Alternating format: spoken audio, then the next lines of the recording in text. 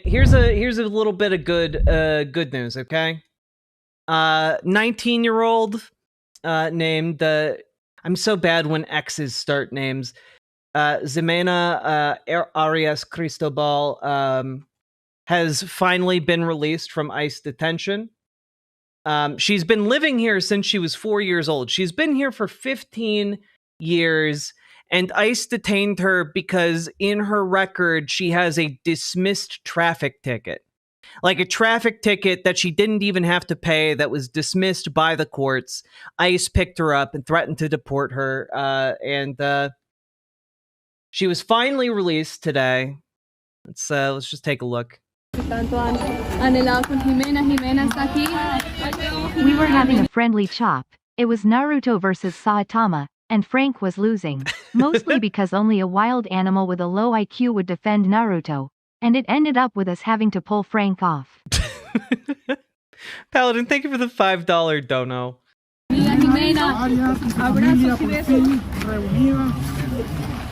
es el momento más emotivo para la familia después del 5 de mayo, cuando fue detenida en vivo y en directo transmitiendo desde la ciudad de Alto.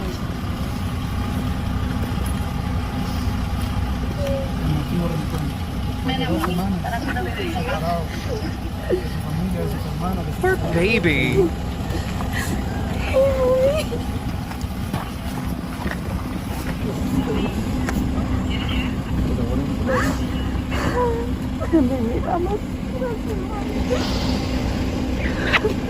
El momento más esperado de los últimos semanas para esta familia.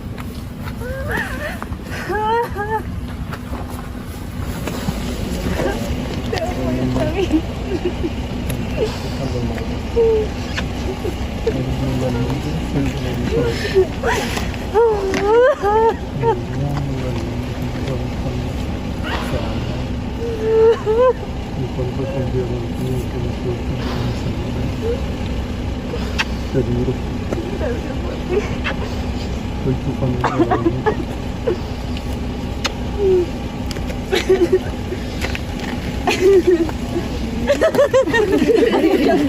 Jimena, ¿cómo te sientes? Just real quick, I know it's totally beside the point here, but just like this lady in the background, like gremlin grinning through this, like I'm kind of here for this energy. Just long story short, I'm really glad that this woman got out, and also can we just like take a moment, really soak in. We need to fucking abolish ICE. Like, when this is all said and done, ICE should be gone. It need, like, the end result of it continuing to exist is like the authority to simply snatch people off the street. You know, they don't need warrants to enter homes anymore, apparently.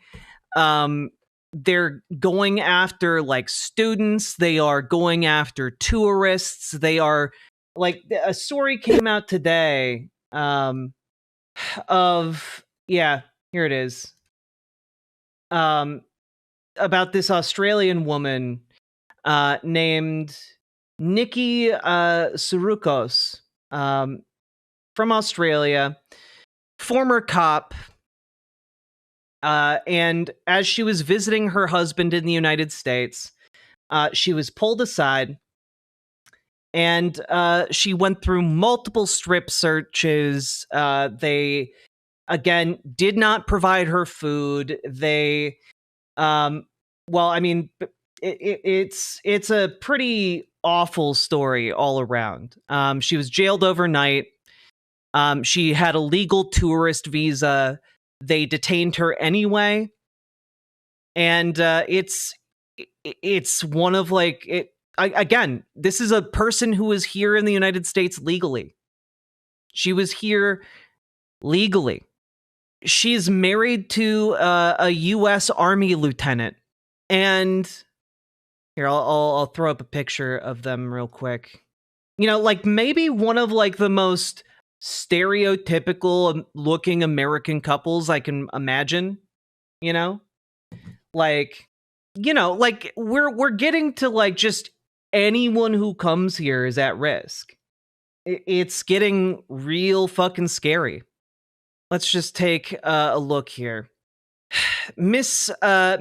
Sarukos and her mother arrived to Daniel K. Inui International Airport in Honolulu last Sunday for what was supposed to be a routine 3-week holiday, when things took a sharp and unexpected turn at the customs desk. The officer began to look troubled at his computer, to which my mum offered to provide more information, she explained. From there, he screamed, "Shut up and get to the back of the line. Go now," at the top of his lungs. My fight or flight immediately kicked in. I'd seen horror stories about this stuff. I just bawled on the spot, Mrs. Sarukos explained. We were in such a vulnerable position. We didn't know their rules well, and he was obviously carrying a gun. Mrs. Sarukos lives with anxiety and PTSD, and her mother were then taken to a holding area for questioning, where she offered contact with her husband to show her marriage certificate, to which the agents laughed in her face. She said the pair were told, "Don't say anything, don't talk, and don't touch your phones," by officers before their bags were tossed out and inspected along with their documents. "I didn't hide anything," she said. Her mother was free to go after the search, but Mrs. Sarukos was taken to a second location where she was subjected to additional interrogation. Okay? Once she was there, she was forced to surrender her phone, passwords, questioned about her work as a former police officer. They questioned her about her demographics, what crimes she covered. They wanted to talk to her about meth and drugs, and they wanted to ask her about drug importations from like New Zealand to Australia. Like it's a bizarre story. They interrogated her about literally every aspect of her life. And essentially, this is her takeaway from it as like a police officer who has done interrogations before. Like her takeaway is that they were trying to catch her on something. Like they singled her out specifically in order to get her on some kind of technicality. So they interviewed her for 45 minutes, talked about her income, her marriage, anything that was on her phone. And they asked why she had deleted her Instagram 3 days prior. And she said she answered all of their questions. However, they then went and took a DNA swab, to which she still was never given to this day a reason why they needed to take a sample of her DNA. Okay. And then they made her sign a legal document stating that she was not part of any gang. And apparently she also had to sign a document that her husband was her next of kin and that the government of the United States would contact him and inform him of where she was, which still has not happened. That never happened. They never followed through on that. After hours of additional questioning, a supervisor at ICE came in and told her that her statement just didn't count. She was being rejected from entering the United States. And then they said they would be sending her to jail. So she was handcuffed, given an in-depth cavity search, meaning they probed her genitals and bits, and then treated her like a criminal, parading her through the airport, making a spectacle of her.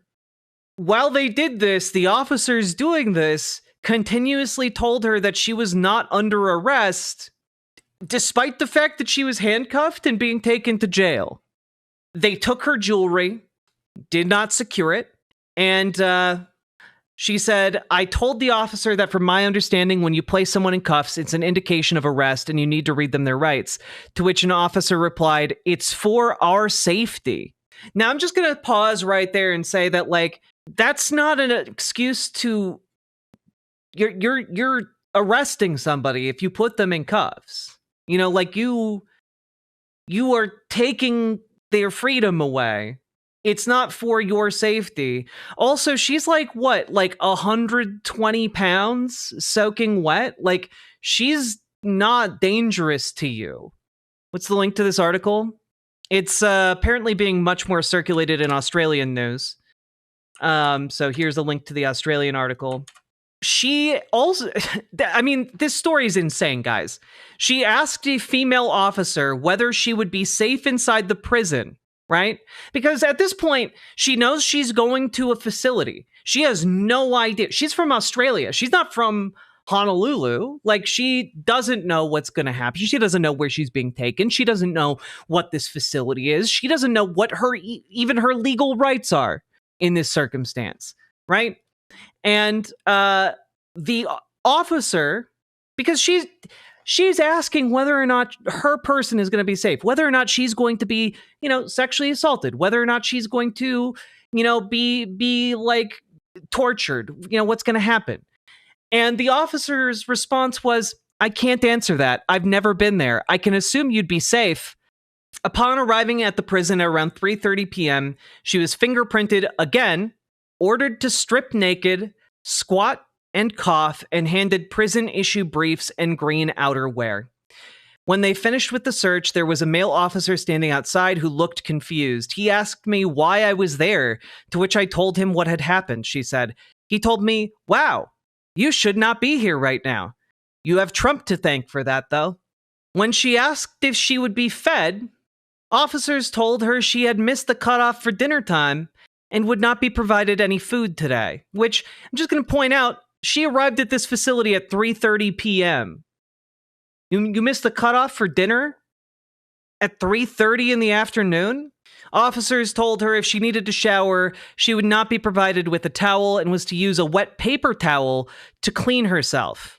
Like, again, when we're talking about like these facilities, they are torture facilities. These are inhumane conditions. There's just not really any other way to put it. Is it even safe to leave the country, or did I miss the opportunity to escape? Well, the issue with leaving the country is the place you are leaving to has to be willing to accept you, right? Like, so like if you wanted to go to Canada, you'd have to get like a visa to go in. You'd have to, you'd have to like apply for asylum. I don't know that they're taking Americans for asylum at this point. I do think it's probably safer to leave than to come in, but like at the same time, Mrs. Saruko says she was taken to a shared cell where her roommate was a Fijian woman who was being held over similar circumstances. So again, understand, I've talked about this over the last couple of days, right? What is happening right now, and the reason stories like this are coming to light more and more often, is because the Trump administration has basically given ICE quotas for arrests that are completely and utterly unreachable for them. And I do think they would be unreachable even if ICE had, say, $100 billion more in funding, which is what they're currently trying to do with the big, beautiful budget bill. What they're doing is they're just arresting anyone they can find that is from a foreign country. This feels like terrorism. It is. It is a deliberate effort to inspire terror, both in, American citizens, but also in foreign citizens, people who want to come here to visit. It is a deliberate effort to chill all of that. One of the things you have to recognize is that, like, it's because they have made up this narrative that, tens of millions of people are sneaking into the country every year to vote illegally somehow, even though there's no evidence of that, right? All of these people in ICE are being asked to like do wild goose chases and just like arrest anyone they can fabricate something on. And by the time this is done, again, and I've said this before, I'll say it again, we need to abolish ICE and we need to prosecute every single person who works for ICE. Every single person who knowingly abets this organization. Other inmates in the prison, by the way, gave this woman soap and a towel because inside there's just tons of people in similar circumstances. The people who are being stuck in here, again, this is Sure, some of the people in there are dangerous, but you know what? The vast majority of them, not dangerous. The vast majority of these people are being detained despite following the laws. Amongst all the other industries, they're going to take the tourist industry also. Oh yeah, Florida's the projected figures for Florida's tourism rates are like abysmal. Their quotas are based on Trump's fantasy number of 100,000 multiple murderers compared to the 36 actual criminals. This is pathetic. It is pathetic. But understand, like, this is because of Trump. This is all because of the Republican plan. Okay? The Republican plan, and you can't isolate it just to Trump. It is to every Republican down the line that has voted for this. It is down on every single Democrat that has ever voted to back up ICE and give ICE expanded powers. It is on every single piece of this administration and the surrounding framework that allows this organization to continue to exist. Mrs. Sarukos's husband and mother waited at the airport for 5 hours trying to figure out where she was and what authorities had done with her. And at a certain point, no one from ICE, by the way, told them what was happening. What ended up happening is that a ground manager for Hawaiian Airlines made their best guess at where someone detained by ICE might be held. Like, they had to do detective work to find her. So she got about 1 hour of sleep, was woken up at 6 a.m. by the prison guards bashing on the metal cell doors, and was basically told that she was leaving in 10 minutes and that she was responsible for cleaning her own cell. Again, her husband is a member of the U.S. military and is like a lieutenant in the army. Like, he also couldn't get answers. And at this point, she got a call from the Australian embassy, again, still detained by ICE. And the Australian embassy told her, there's nothing we can do.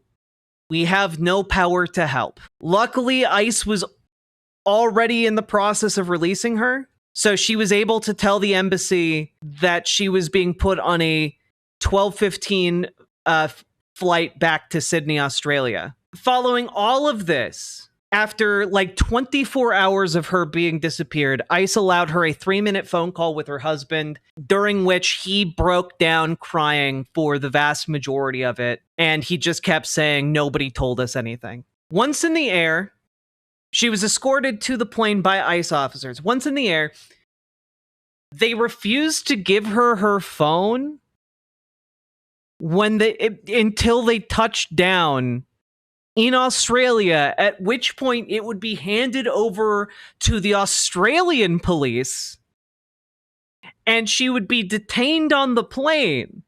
So she did finally make it back to Australia. She is safe. She is okay.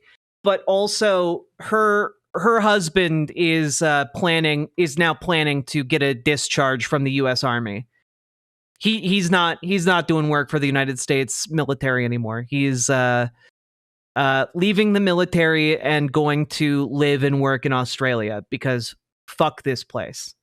And in the words of Mrs. Sarukos, I never want to return to the United States. No, trains and bullshit. She was a cop. Again, one of the few good cops, aka cops that aren't cops anymore. I just have to say, again, like, insane stories coming out. It's, again, if you are planning a trip to the United States, don't. It's not safe here. It's marginally safer if you're a US citizen, but like, don't come here for a vacay. But Republicans tell you it's not real. We covered a story yesterday. They're literally arresting Republican MAGA like folks who are here trying to become US citizens via all the legal channels. They don't give a fuck. ICE doesn't care. Trump administration doesn't care. It really, I don't know, feels bad. You know, to say the least. It feels bad. It feels bad being here in America. I feel unsafe. One of my online friends was planning a trip to the US and our group chat begged him to not to. He tried to play it tough, but finally relented. Good. good for him. Good for you guys. Good looking out. All right. And like, I think that if there are, I don't even know what I'm trying to say. It's really, really scary, but also understand there is value in fighting. You know, like there are literally thousands, if not tens of thousands of lawyers that are waking up every single day dealing with the legal bullshit of this administration and fighting back against it. And you know what? They are winning. They are winning in a lot of different cases. How do we do something about this stuff?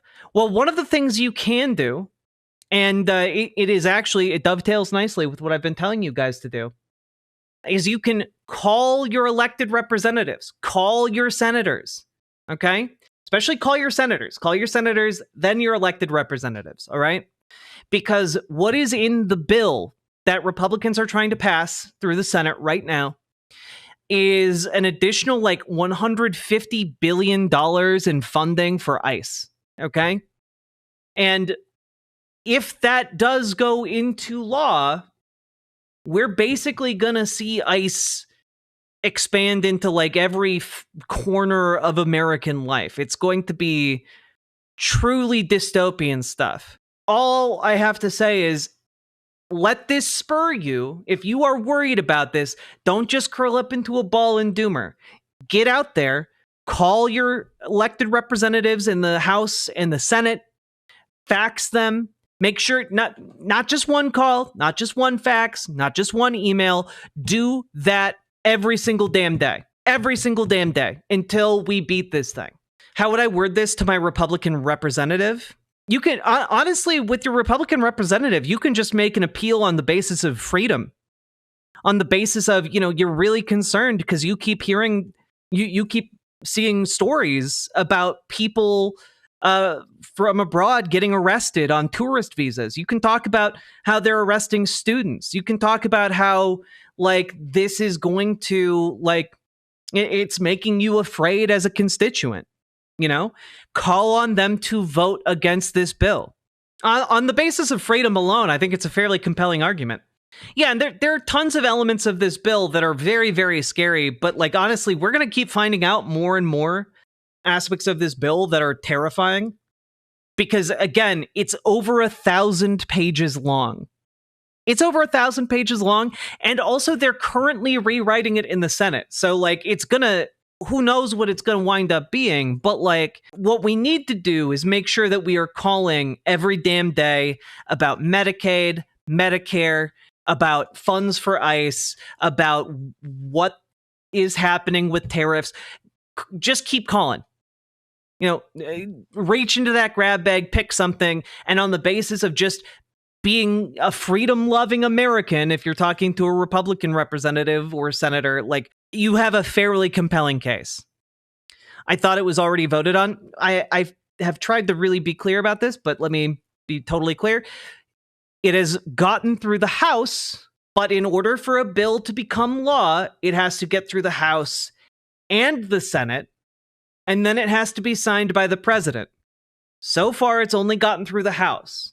However, since it got through the House, it goes to the Senate. If the Senate makes any changes, which they are absolutely doing as we speak, then it goes back to the House if it can clear the Senate vote.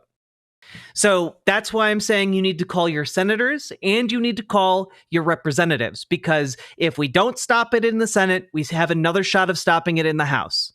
Does that make sense? Are we all on the same page? Is it filled with prose, or are there thousands and thousands of bullet points? I don't know if you've ever read a legal bill before. It's not fun. I understand now. I apologize. You don't have to apologize. I'm sorry if my tone was a little bit snippy. I'm just like, I'm so mad at this story. I'm so mad at our circumstances. And I'm sorry if my tone is not great. Yeah, I mean, like the cuts to Medicaid alone are going to lead to hundreds, estimated over 700 rural hospitals to close. You know, we're looking at, 14 million people minimum being kicked off of Medicaid. We're looking at like $500 billion being cut from Medicare. We're looking at like a lot of shit that is going to hurt a lot of people. And so, like, again, when you call, pick any number of things. I might like use one of my calls at least during the week to talk about ICE. We're staring down a mass death event worse than COVID. It's very possible, yeah. Yeah, we talked about the Democrats who died in office last night, folks. Anyway, ICE is bad. It's got to go. And literally every single person who works for ICE needs to be prosecuted. With that being said, segment done.